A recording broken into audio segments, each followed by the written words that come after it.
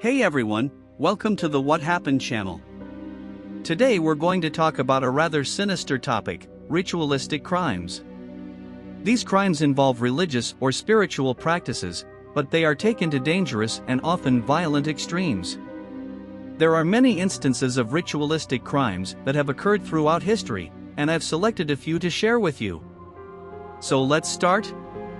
The first case is that of Gilles de Rais, a 15th century French nobleman who was accused of practicing satanic rituals and murdering children. Gilles was a close companion of Joan of Arc and, after her death, became involved in the obscure practices of alchemy and witchcraft.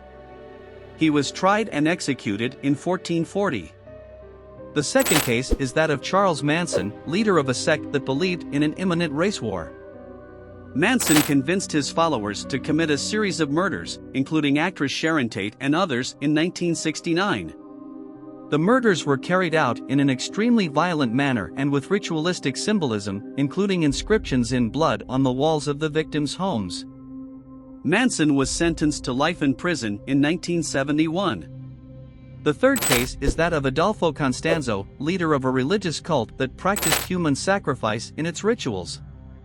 Constanzo and his followers were responsible for the deaths of at least 25 people, including children, in Mexico and the United States in the 1980s. He ended up committing suicide during a police operation in 1989. Another case is that of Pazuzu Algarad, a man who lived in a dirty and creepy house in Winston-Salem, North Carolina. He was a self-described Satanist, and his bizarre behavior, including drug use and macabre rituals, attracted a number of followers.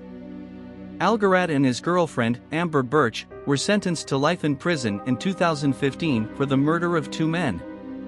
We also have the case of Marcelo Costa de Andrade, a Brazilian serial killer who killed at least 14 children between 1991 and 1993. Andrade believed that killing children was part of a ritual that would help him achieve immortality. He was arrested and sentenced to life imprisonment in 1995. Finally, the case of Ricky Casso, also known as Acid King, occurred in the United States in 1984. Casso was a teenager who was involved in satanic practices and abused drugs. He convinced his friend Gary Lauwers to participate in a ritual where they took LSD and killed a third teenager named Gary Giordano. Casso was eventually arrested and hanged himself in his cell while awaiting trials. These cases are just a few examples of what can happen when religious practices are taken to dangerous extremes.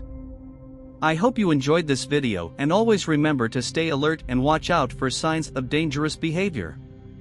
See you next time.